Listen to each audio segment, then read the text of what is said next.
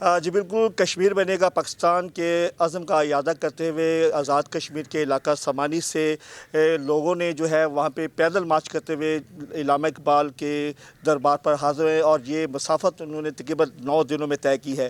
ان کی آزاد میں چونیا میں گڈ وشز پاکستان کی جانب سے ایک شاندار تقریب کا اہتمام کیا گیا اور یہ اسپیشل یہاں پہ تشریف لائیں۔ آئیے ان سے بات کرتے ہیں کہ ان کا یہ سفر جو ہے وہ کیسا رہا اور ان کے سفر کا عزم کیا ہے۔ جی بسم اللہ الرحمن الرحیم۔ الحمدللہ کہ ہم ادھر تقریباً 9 دن کے ادھر پہنچے ہیں۔ ہمارا سفر شروع سے جو سٹارٹنگ تھا سمانی سے، وہ تقریباً 33 کلومیٹر بھیمبر تک بنتا، وہ ہمارا بڑا مشکل سا رہا۔ تو پاؤں جو چھالے پر مطلب خراب ہو گئے، چھالے پڑ گئے، انجرڈ ہو گئے پاؤں نیچے سے۔ پھر ہمارا پہلا پڑاؤ بھیمبر میں تھا، تو اس کے بعد ہم دوسرے دن چلیں گجرات کے لیے۔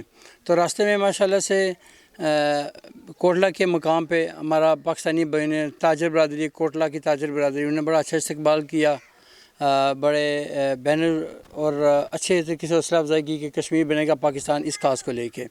وہاں پہ اسکول میں بھی ہم نے پروگرام ہوئے، 1-2 ایجوکیٹر اسکول ہے۔ اس کے بعد ہم گجرات پہنچے دوسرے دن۔ تو گجرات میں ٹھہرے، وہاں پہ ماشاءاللہ پاکستانی بھائی نے بڑی اچھی طریقے سے ہماری خدمت کی، بہت اچھے طریقے سے پیار محبت سے رہے۔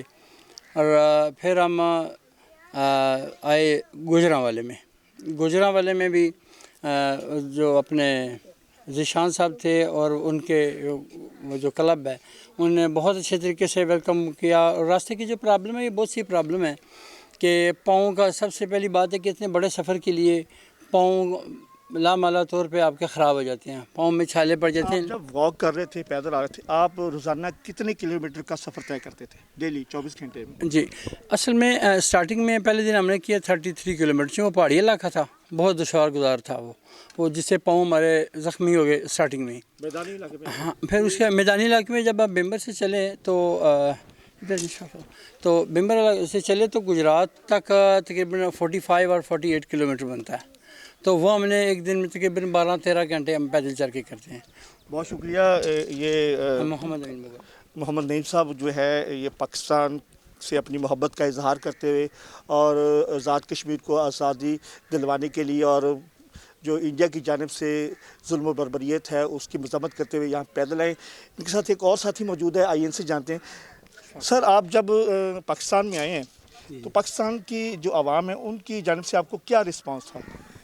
دیکھیں جی، میں نے جس پروگرام میں بھی میں گیا ہوں، جہاں بھی ہمارا استقبال ہوا ہے، اور ہم نے ان لوگوں کو یہ کہا ہے کہ جو کشمیر کے لوگ ہیں، کشمیریوں جتنے کشمیر سے وہ محبت کرتے ہیں، اس سے زیادہ پاکستان کے لوگ جو ہیں کشمیر سے محبت کرتے ہیں، بلکہ عشق کرتے ہیں۔